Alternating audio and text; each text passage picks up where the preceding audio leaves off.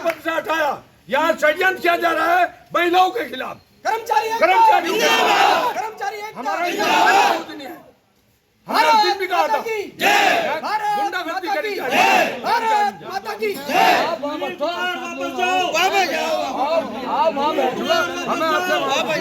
लेकिन जब यहाँ कोर्ट का ऑर्डर आ जाएगा ठीक है ठीक है भाई सबका धन्यवाद। और एक तरफ कह रहे हैं हमारी नीयत साफ है, हमें निकालने की धमकी दी जा रही है, 6 कर्मचारियों के ऊपर कार्रवाई करने की धमकी दी जा रही है कि जो यहाँ धरने पर बैठेगा हमें गुंडा तत्व बनाया जा रहा है। चलो अब यार कमल भाई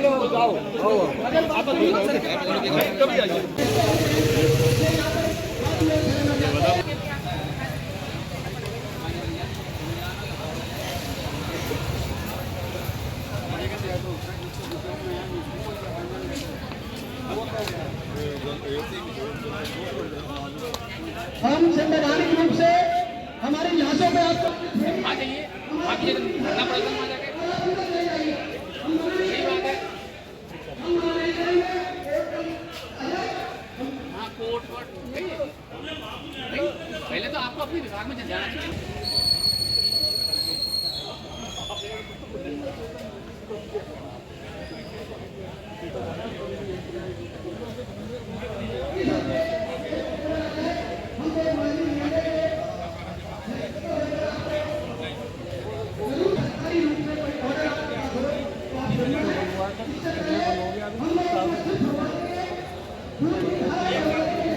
वो बातचीत नहीं होगी, उसके लिए आप हमसे ज्यादा हमें बड़े भी हैं।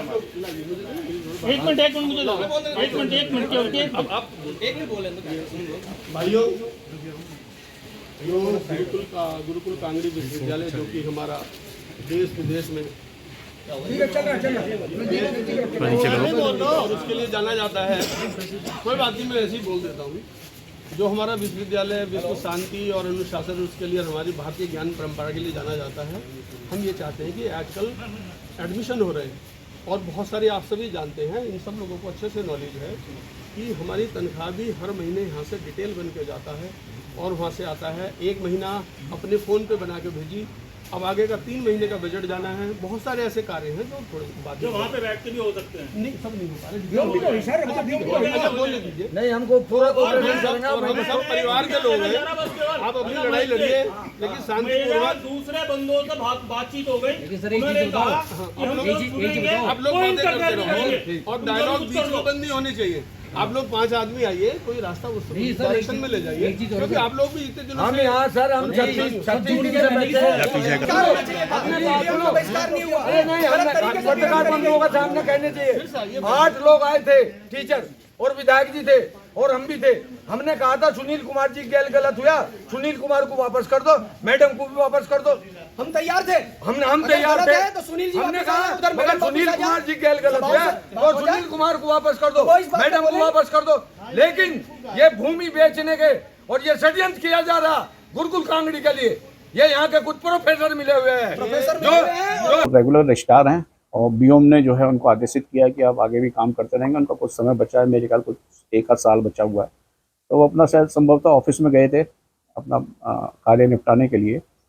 क्योंकि एक सबसे बड़ी प्रॉब्लम आ रही है कि जो मेंटेनेंस का जो पैसा आता है तो गवर्नमेंट दे रही है, ये स्थिति पता नहीं देगी आगे नहीं देगी। और अफवाहें इतनी ज़्यादा फैला दी जा रही है कि अब ये हो गया, अब ये हो गया, उल्टी सीधी अफवाहें जिसका कोई वजूद नहीं होता, अफवाहें फैला दी जाती है और कुछ एम्प्लॉई द्वारा फैलाई जा रही है और कुछ एम्प्लॉय से प्रभावित हो रहे हैं, जबकि अफवाहें कोई ऐसा कुछ था नहीं।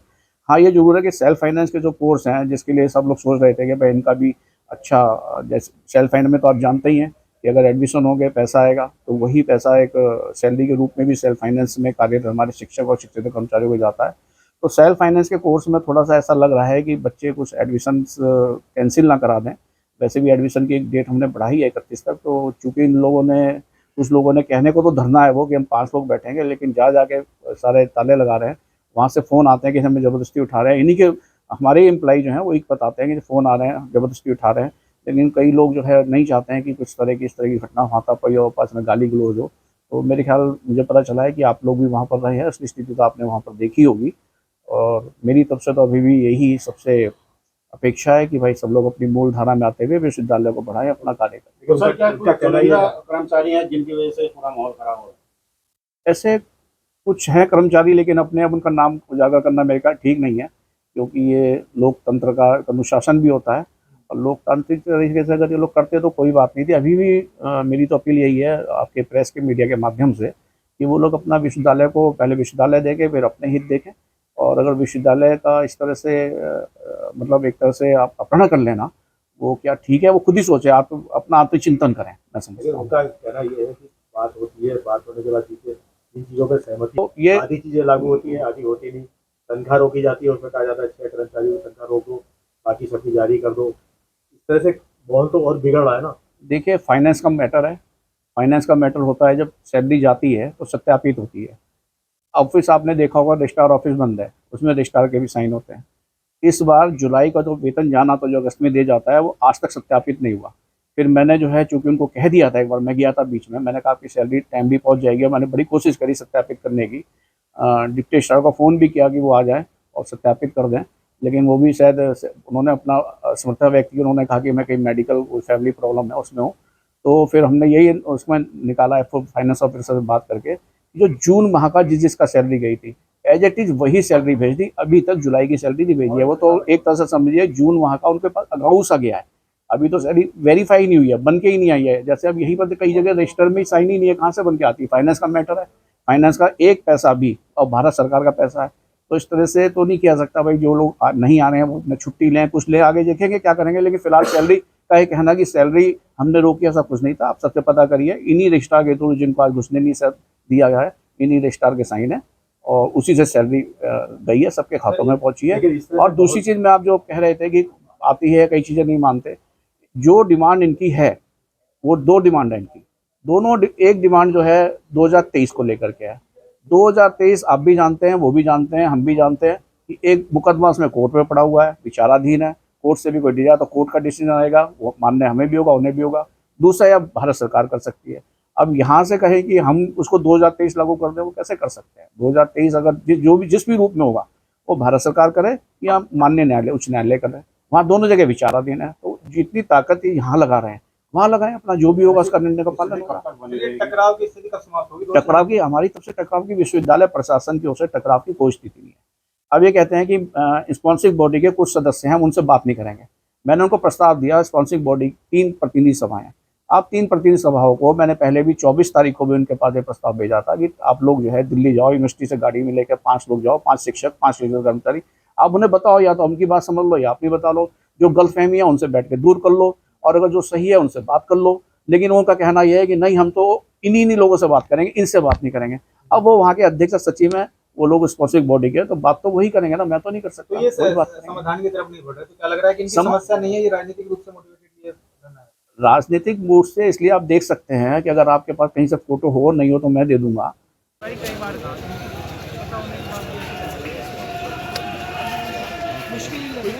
स्थिति तो है नहीं, ऐसी बाइट कर लो सर। आज माइक लगा लो। ग्रहण करने गए, पद ग्रहण करने गए थे, क्या कुछ रहा पूरा का पूरा?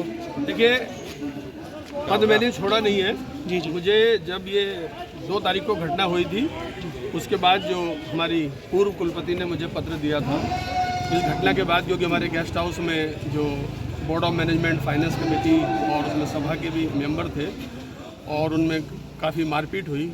उसके बाद एम्प्लॉइज़, पुलिस आई, उससे लोग नाराज़ हुए कि पुलिस क्यों आई। पुलिस आई क्योंकि अगर पूरे इंस्टीट्यूशन में कुछ भी लॉ एंड ऑर्डर सिचुएशन ख़राब होती है तो रजिस्ट्रार की जिम्मेदारी है।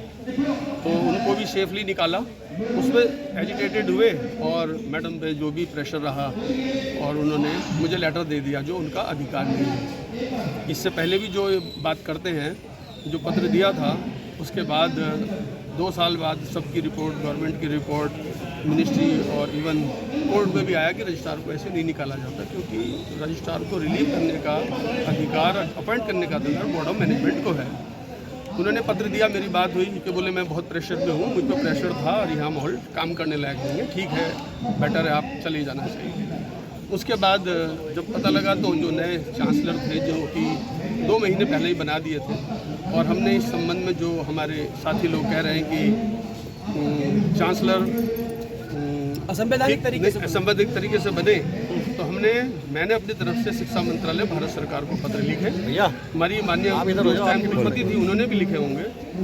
वहाँ से हमें कोई जवाब नहीं मिला। पहले जब भी हम पत्र लिखते थे वो हमें एकदम जवाब आता था और यही था कि जो चांसलर हैं वो हैं।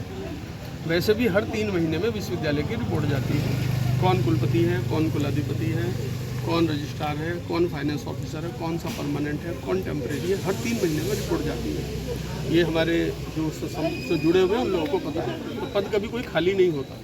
हमारे जो साथी लोग कोर्ट में गए हैं, जो भी कोर्ट का फैसला होगा उसका सब स्वागत करेंगे, उसका स्वागत करेंगे। तो इसलिए क्योंकि देखो एडमिशन का ये समय है और हमारे जो विश्वविद्यालय के खर्चे एडमिशन की फीस से चलते हैं। गवर्नमेंट केवल उन पदों का हमें सैलरी देती है जो कि चाहे रेगुलेशन 23 हो चाहे 19 हो, दोनों में सैलरी गवर्नमेंट देगी। थोड़े थोड़े एडमिनिस्ट्रेटिव डिफरेंसेज हैं जो सभाओं को 2019 शूट करता है और एम्प्लॉय 2023 की बात करते हैं। तो अगर कोर्ट में मैटर है 2023 लागू होगा, उसका स्वागत करेंगे। अभी मिनिस्ट्री से पत्र 19 का आया है तो हमारी जिम्मेदारी है कि मैं 19 को फॉलो करवाना। अभी आप जा रहे थे, काफी लोग जो भी वो क्या था क्या था हुई क्योंकि माहौल वो उनका था कि भाई आप काम कर ही रहे हैं, पहले से वैसे ही करें और यहाँ बैठ के भी और हमारे तोड़ फोड़ करके आगे निकलने से कोई फ़ायदा नहीं है। उनका पूरा सहयोग है, मैं भी उनका सम्मान करता हूँ, लेकिन मैं उनसे ये अपनी तरफ से निवेदन करता हूँ कि यहाँ पे संख्या कम रखें, अपनी बात अच्छे से कहें। हमारा मैं उनका बहुत सम्मान करता हूँ, वो भी करते हैं और लेकिन टकराव की स्थिति हमारे विश्वविद्यालय में ना आए। हमारा विश्वविद्यालय वेद, विज्ञान, संस्कृति, चरित्र निर्माण, अनुशासन और विश्व शांति के रूप में पूरे देश विदेशों में जाना जाता है। 123 साल हो गए इस विश्वविद्यालय को और भारत का 5वां विश्वविद्यालय है। ये जो बीच में पेपर में चाहे जिसकी भी गलती है नाम जा रहे हैं, उससे विश्वविद्यालय का नाम को क्षति हो रही है और वो सबका संज्ञान भारत सरकार भी ले रही है, विश्वविद्यालय UGC विश्वविद्यालय अनुदान आयोग भी ले रही है, कोर्ट भी ले रही है, प्रशासन भी ले रही है। आप लोग आखिर ऐसे अब कब तक चलेगा? हो गया कि बहुत संभल के ही विश्वविद्यालय की वो छापते रहे हैं, उनका भी पक्ष रखा और जब हमने हमारी बात पूछी हमारा भी आप लोगों ने पक्ष रखा। लेकिन मैं आप लोगों से भी अपने प्रशासन से भी ये निवेदन करता हूँ कि हम सब लोग आपस में बैठ के बात करें। पहले की 2 वार्ता हुई वो सफल नहीं हुई, अब फिर से वार्ता के लिए आप लोगों का ये प्लेटफॉर्म खुला है और मैं अपने एम्प्लॉय से विश्वविद्यालय से कहीं बाहर नहीं हूँ। कैसे शब्दों के साथ मैं फिर से आप सभी लोगों को साधुवाद देता हूँ। सुनील के माहौल को सुधारने के लिए आप लोगों का। सुनील जी, कब तक चलेगी ऐसी स्थिति? आप तनख्वाह रोक रहे हो, कर्मचारी उससे बड़ा कर रहे हैं, ये सारी चीज़ें हो रही हैं। आप त्यौहार के टाइम पे तनख्वाह रोकी जाती है। सैलरी नहीं रोकी गई है क्योंकि यहाँ ऑफिस बंद था, सैलरी वेरीफाई नहीं हुई थी, कोई भी वेरीफाई करने को तैयार। कब तक सुधर जाएंगे हालात? स्थिरता कब तक बनी रहेगी? आपको वहाँ से बैठकर अपना काम करना पड़ रहा है, यहाँ पे कैसे नहीं, मैं अब इनके डेली एक दिन इनके पास आऊँगा। मैं भी उम्मीद करता हूँ कि ये भी अनुशासन में रहेंगे और हम भी कोई ऐसा काम ऐसा नहीं करेंगे जिससे हमारे एम्प्लॉयज़ को कोई परेशानी हो।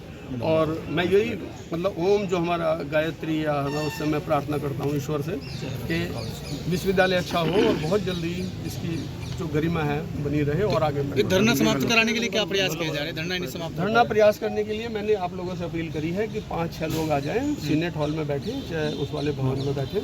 और ये हो चुकी 2-3 बार कोशिश और मैं दोबारा से अपील कर रहा हूं। मैं जो आप लोगों बातें से तय करके जाते हैं, शिष्टमंडल भेजते, वो बात पूरी नहीं करते और बार बार जिस बात पे आते हैं। अभी 3 दिन पहले VC साहब आए थे एक शिष्टमंडल लेकर, हमारी उनसे वार्ता हुई थी। कहा था ठीक है, ये सब कुछ जो इन्होंने चांसलर रखे हैं वो भी गैर संवैधानिक तरीके से रखे हैं, असंवैधानिक तरीके से, और VC भी असंवैधानिक तरीके से बनाए गए हैं। रजिस्ट्रार साहब को मैडम ने, जो कि सेंट्रल गवर्नमेंट से रखी गई वरिष्ठ प्रोफेसर हैं, जो कि गवर्नमेंट का नियम होता है कि सीनियर प्रोफेसर ही यहाँ की VC बन सकती हैं हर विश्वविद्यालय की, वो भारत सरकार से बनी गई थी। उन्होंने ही इनको रिपैट्रिएट किया है। इनके खिलाफ एक जांच चल रही थी। हमें लगातार यूनियन को 2-3 लेटर स्मरण पत्र आए थे, उस जांच को हवाला देते हुए उन्होंने इन्हें रिपैट्रिएट किया है। लेकिन बार बार इन्हीं लोगों को लाए जाना, और VC साहब को हमने परसों कहा, वो कह रहे थे कि ये सब कैसे करें। हमने पहले भी बार बार ये कहा कि अगर ये गलत है तो आप गलत को सही कर लें, हम न्यायालय का निर्णय जो भी होगा उसे बाद में देख लेंगे, आप लोग सही तरीके से आइए, हम आपका स्वागत करते हैं। अगर गलतियां हुई हैं, अगर जो कि गैर असंवैधानिक तरीके से चांसलर को नियुक्त किया गया है, असंवैधानिक तरीके से वीसी को नियुक्त किया गया है और असंवैधानिक तरीके से उसी चांसलर द्वारा रजिस्ट्रार साहब को दोबारा से यहाँ पे स्थापित किया गया है। तीनों एक सीरियल बिल्कुल गलत तरीके से आए हैं। हम चाहते हैं अगर सभाएं इन्हीं को चाह रही हैं तो सभाएं उन्हें जो वीसी साहब के लिए वीसी पोस्ट पर एक स्टे लिया है उसको खुद ही सभाओं ने लिया है, उसको वैकेट कर दें। इन्हीं वीसी साहब को, अगर इनसे ही उन्हें बहुत प्रेम है, इन्हीं वीसी साहब को बाय लॉ यहाँ ले आए, जो कि 8वें 9वें नंबर के सीनियरिटी में बैठते हैं। अगर इन्हीं को ले आए हम इनका स्वागत करेंगे, लेकिन उससे पहले ना तो सेंट्रल गवर्नमेंट का इनके पास कोई ऑर्डर है, ना ही कोई न्यायालय का ऑर्डर है, और ये यहाँ पर पूरी पुलिस प्रशासन को लेकर आए। ये वार्ता नहीं होती, ये दमन होता है। अगर हम लोग चुपचाप इन्हें जाने देते तो आज ये ऑफिस में बैठ जाते।